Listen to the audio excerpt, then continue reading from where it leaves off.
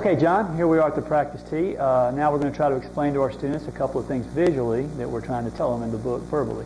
We're going to start with some basics. First of all, what do we need to do to be able to control where our golf ball goes?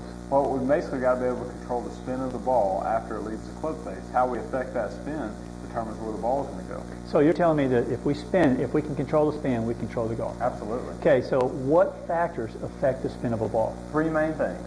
The club face as it impacts the ball, is it open, closed, or square? The path of the club as it approaches the ball via the downswing. And then last but not least, the angle of attack. And that would be, is it steep?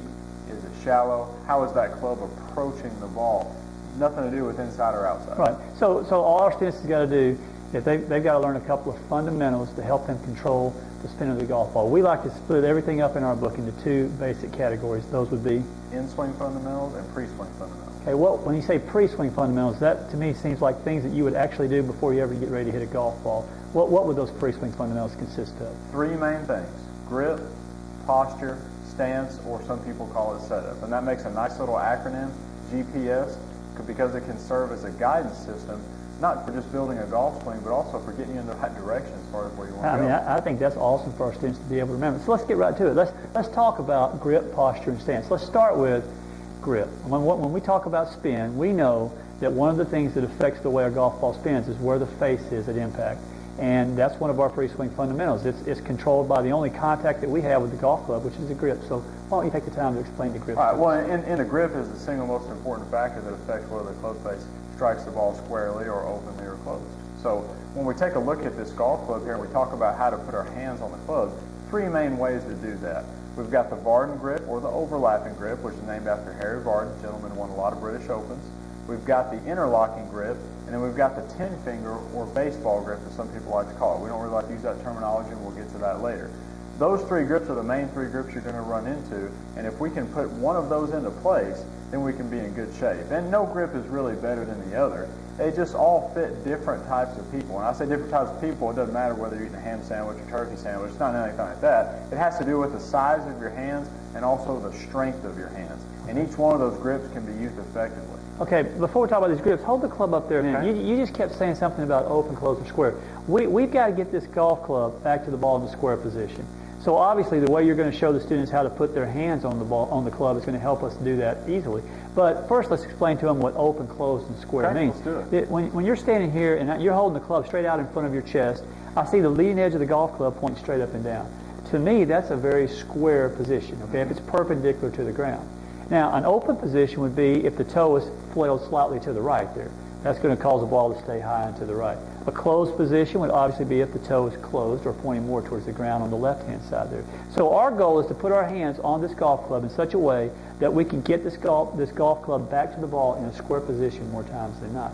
So let's go with that now. Let's show the students how they can accomplish that with a grip. Okay. With three grips. Three main grips. Number one, the Vardon grip. Okay. And I'm going to use my hands, instead of saying left hand or right hand, I'm going to say top hand, bottom hand, because it could be different if you're right-handed or left-handed. Okay. For the Vardon grip, I'll take my top hand and I'll take my heel pad on my top hand and make sure it's directly on top of the grip. I'll let my fingers fold underneath and my thumb will fold right on top and it'll stay close to the rest of my hand. I love the way you do that right there, because I'm looking at the leading edge of the club and it's pointing straight up and down, and there's a really nice line formed by your thumb and your forefinger here, and that line seems to be pointing about to your right ear. That's awesome. That tells me that hand is neutral and it's going to help us keep that club pretty square. But how do I know where the hand is in relationship to your palm or your fingers? How do I know it's right? Well, a simple drill that our audience can try, and that is let go of the club with your bottom three fingers and your thumb, and you should be able to simply leverage that club up and down with just your thumb and with just your heel pad and your forefinger. If I put my arm here to show you that I'm not using my arm to lift that club into the air, but I'm using the leverage in my wrist. That's awesome. That's a great way for our students to remember. So you got your left hand on there, good. What about the right hand? Okay, the right hand, or in this case the bottom hand. For the Vardon grip, I'm going to take the pinky finger on the right hand, or in this case my bottom hand, and I'm going to put it right in between the fold of the index finger and the middle finger on my top hand. I'm not going to ride it up on either knuckle. It's going to fit right in that fold.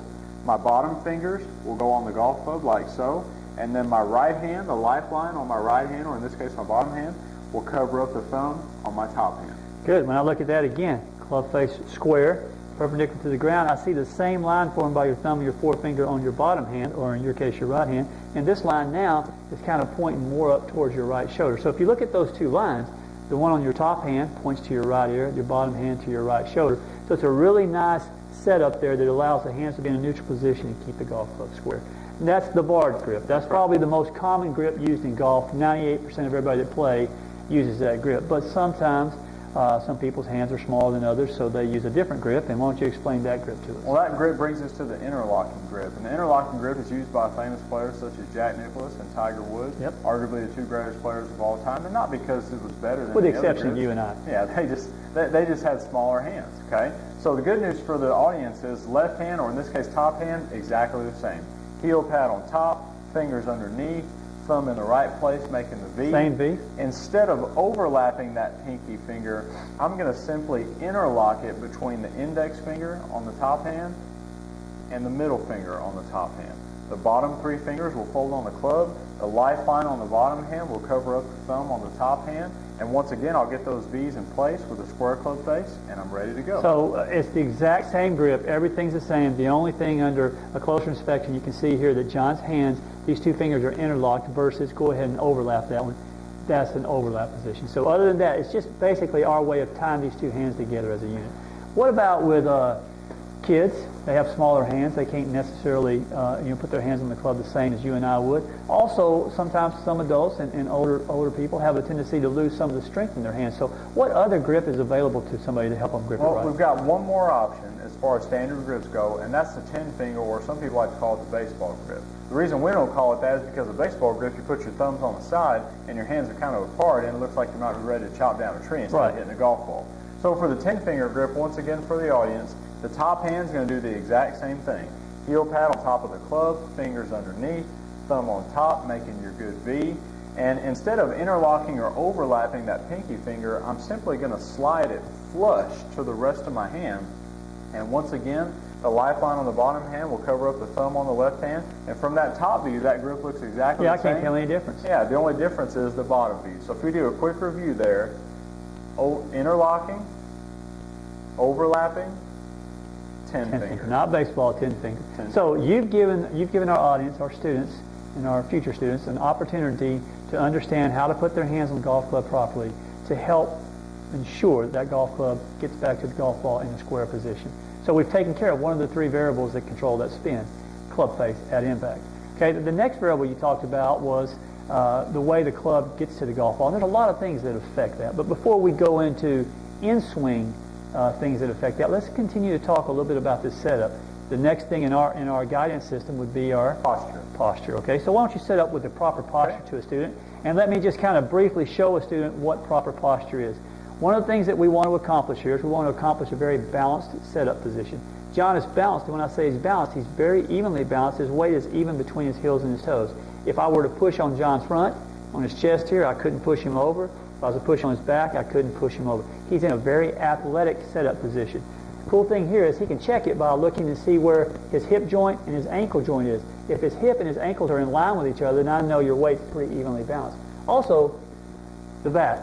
John's back. When I take this training rod and I put it up his spine, you can see that John's spine is very, very straight, with his head dropping off the spine just a little bit because he's having to look down at the ground at the ball. And last but not least, his arms are hanging effortlessly below his chest. Okay, he's not in a position where he has to do anything. The arms are just hanging there. If he takes his right hand off the golf club, it hangs even with where it would be if it were on the club.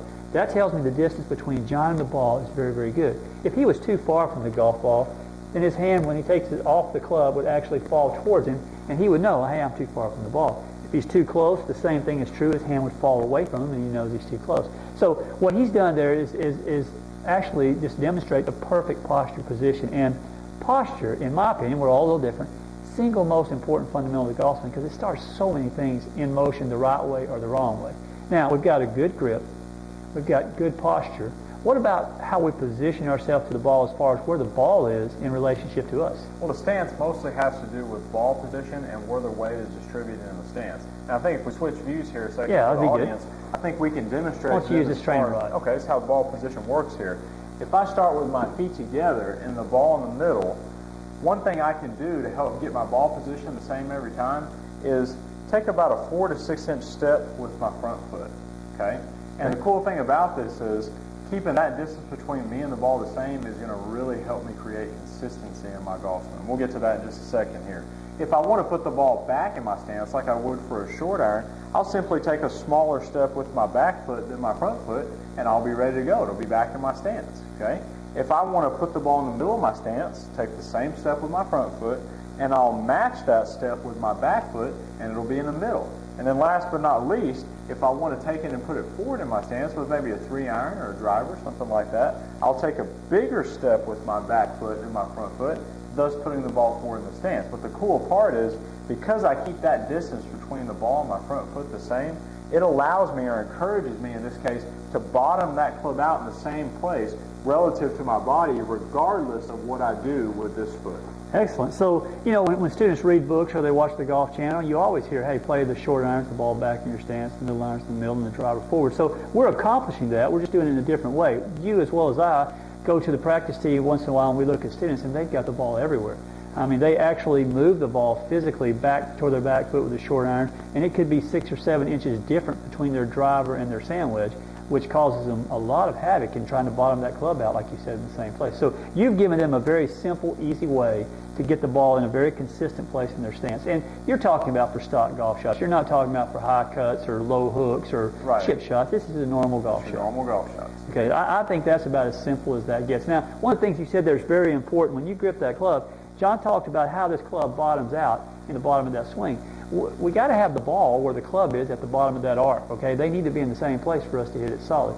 If that ball is too far back in John's stance, his club is not going to actually have the chance to reach the ground or the bottom of that arc, so he's going to hit the top half of that golf ball, causing us to hit the golf ball a little bit thin. The same thing is true if the ball is too far forward. The club will already start up again, and we'll hit the top of that golf ball. Or if it bottoms out, it might hit the ground. It might hit the ground. So, and then again, as a person, you might find a way to manipulate it with your hands, but then we're going to get in trouble. We're not doing fundamental things. So, good grip, good posture. Now you've got the ball in a great position. One of the things I just want to show from this view while the students are looking at this is when John gets the ball in the right position, it looks so good because I can take this rod and I can allow it to hang here from the golf ball up, and John's head is behind that rod. His shoulders have a little tilt because his bottom hand is on the grip and below his top hand. So he's in a really, really good position there. His shoulders can't be straight up or straight level across because the hands aren't matching each other. One's below the other. So when he gets the ball too far back in the stance, though, watch what it does to his weight. I mean, he's totally in a different place here. His weight now is hanging. His center is hanging over his right foot. And when he swings, a lot of bad things are going to happen from that. If he gets the ball too far forward, now his weight's over his front foot, and a lot of bad things are going to happen from that. And even if you switch views for a minute here, just to show the students, when he gets the ball too far back in his stance, it affects one of the most simple fundamentals in the world, is alignment. John's shoulders now are pointing way to the right, or they're close to his target. If the ball is too far forward, John's shoulders are open to his target. Again, he's not aligned at the place he's trying to hit a golf ball. Your dad always had a good saying? And my dad was a PGA professional, and still is this day, and he always told me, he said, son, if you aim at nothing, you'll usually hit it. That's probably about as true as it can be right there. So, and most people spend very little time doing the three things that we just talked about: grip, posture, and stance. Those pre-swing fundamentals help put them on the path to developing a lifelong golf swing that's maintenance-free. That's right. And I think if you get those things down and get them down correctly, you haven't guaranteed yourself to become a good player, but if you give yourself a great chance, you put yourself in a position where your body is going to be encouraged to do the right things to hit a good golf shot. When you set up to the ball incorrectly, you don't want to make good golf swings because your body is out of position to make a good golf swing, and the last thing you want to do is make a good golf swing from a bad posture. So. Absolutely. There's always a way. And students always look at fall flat, and they think if they hit a good golf shot, they must have done everything right. But you can hit a good golf shot with a bad swing, and you can hit a bad golf shot sometimes with a good swing.